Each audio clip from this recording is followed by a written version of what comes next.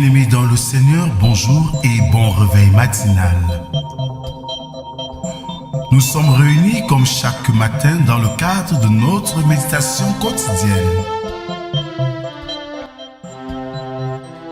La méditation quotidienne, c'est tous les jours de lundi à vendredi.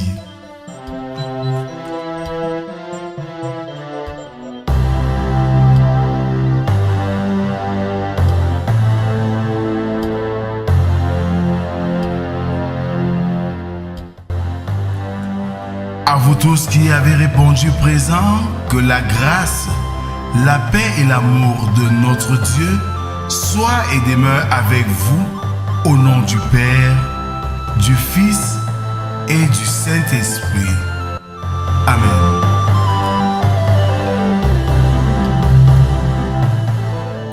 Alors, bien-aimés dans le Seigneur, bonjour. Nous sommes aujourd'hui le 10 juin 2024. Et ce matin, je voudrais donner la citation d'Aristote en son temps qui disait ceci. En toute chose, c'est la fin qui est essentielle.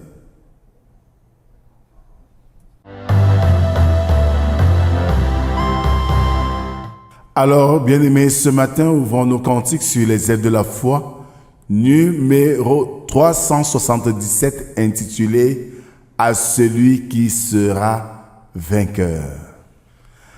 À celui qui sera vainqueur et qui me glorifie, je donnerai, dit le Seigneur, au ciel l'arbre de vie. Victoire, force, honneur et louange, gloire, gloire, puissance à toi, Jésus.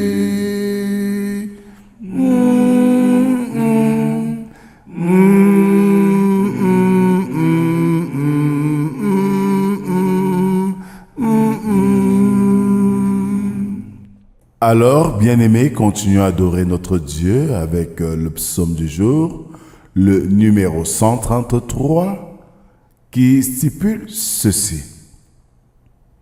Voici, oh, qu'il est agréable, qu'il est doux pour des frères de demeurer ensemble.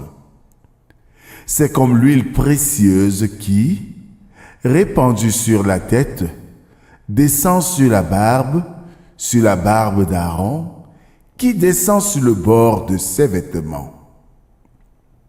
C'est comme la rosée de l'Hermon, qui descend sur les montagnes de Sion, car c'est là que l'Éternel envoie la bénédiction, la vie pour l'éternité. Amen. Je nous invite à la prière. Éternel notre Dieu, tu nous rassembles ce matin pour écouter ta parole, pour sonder tes saintes écritures. Viens toi-même, Seigneur, en ce moment. Parle, nous t'écoutons. Amen. Ce matin, nous méditons dans le premier épître de Paul aux Corinthiens, chapitre 15, des versets 20 au verset 28.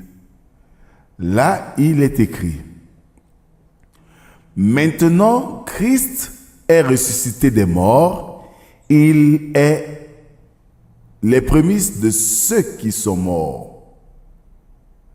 Car puisque la mort est venue par un homme, c'est aussi par un homme qu'est venue la résurrection des morts. Et comme tous meurent en Adam, de même aussi tous vivront en Christ, mais chacun en son rang. Christ comme prémisse, puis ceux qui appartiennent à Christ lors de son avènement. Ensuite viendra la fin, quand il remettra le royaume à celui qui est Dieu et Père, après avoir détruit toute toute domination, toute autorité et toute puissance. Car il faut qu'il règne jusqu'à ce qu'il ait mis tous les ennemis sous ses pieds. Le dernier ennemi qui sera détruit, c'est la mort. Dieu, en effet, a tout mis sous ses pieds, mais lorsqu'il dit que tout lui a été soumis, il est évident que celui qui lui a soumis toutes choses est excepté. Et lorsque toutes choses lui auront été soumises, alors le Fils lui-même sera soumis à celui qui lui a soumis toutes choses, afin que Dieu soit tout en tous. Amen. Bien-aimés dans le Seigneur, à l'écoute de ce message choisi pour ce jour, nous voyons en filigrane un jeu de la préfiguration de l'Ancien Testament qui est la préfiguration du Nouveau Testament. En fait, Christ est ressuscité par cette résurrection. Nous avons la vie. Christ a vaincu la mort. C'est une mort qui était à la merci de tout homme, parce que la mort est entrée par le premier homme, par Adam. La mort ici, c'est le péché. Le péché, nous sommes tous nés dans le péché, mais Christ vient nous ôter ce péché du monde. Quiconque l'accepte comme Seigneur et Sauveur ressuscite des morts, ressuscite avec Christ et vit une vie de paix, d'amour.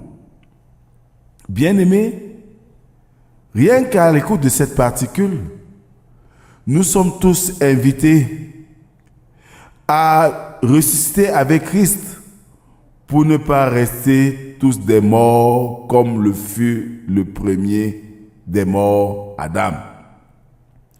Nous sommes tous invités à suivre Christ pour ne pas être des bénéficiaires de la mort du péché, parce que tous sont bénéficiaires de cette mort du péché, mais tous ceux qui acceptent Jésus, non seulement ont coupé l'influence de cette mort en eux pour renaître avec Christ et vivre le royaume des cieux. Et pour ce démarquage, ou pour cette démarcation, il serait souhaitable d'accepter Christ dans sa vie comme Seigneur et Sauveur, signe de la nouvelle naissance qui nous permet de naître avec Christ, pour Christ et en Christ. Et naître pour Christ ou en Christ nous donne de vivre la parole de Dieu au quotidien et de chercher sans cesse la face de Dieu. Ce n'est qu'en cela que nous pourrons couper l'influence de la mort du péché pour vivre pleinement la gloire de Dieu. Que le Seigneur bénisse en nous l'écoute de sa parole et qu'il nous aide surtout à la mettre en pratique.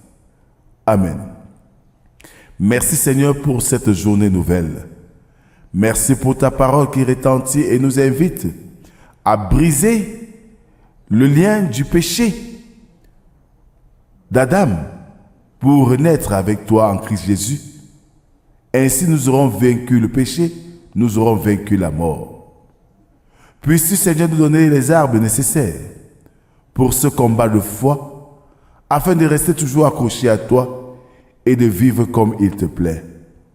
Bénis ce premier jour de la semaine, bénis toutes nos actions et donne-nous toujours, Seigneur, de regarder à toi. C'est au nom de Jésus-Christ, ton Fils, que nous t'avons ainsi prié, lui qui nous a appris à te dire. Notre Père qui es aux cieux, que ton nom soit sanctifié, que ton règne vienne, que ta volonté soit faite sur la terre comme au ciel. Donne-nous aujourd'hui notre pain de ce jour. Pardonne nos offenses, comme nous pardonnons aussi à ceux qui nous ont offensés. Ne nous soumets pas en tentation, mais délivre-nous du mal. Car c'est à toi qu'appartiennent le règne, la puissance et la gloire, pour les siècles des siècles. Amen. Adam, par lui, le péché est entré. Jésus, par lui, nous sommes sauvés. Brisons donc le joug du péché qui pèse en nous, en faisant ce saut qualitatif proposé par Søren Kierkegaard, ce saut qualitatif qui est une prise de conscience pour naître avec Christ, naître par Christ et naître pour Christ. Ainsi nous vivrons la gloire de Dieu pendant que nous sommes sur terre et même après la mort. Que la paix et l'amour de Dieu soient notre partage en ce jour nouveau, premier jour de la semaine. Demeurons bénis au nom du Père, du Fils et du Saint-Esprit. Un seul Dieu éternellement béni. Amen. Bonne journée, bonne semaine à tous et à demain si Dieu le veut. Shalom, shalom, shalom.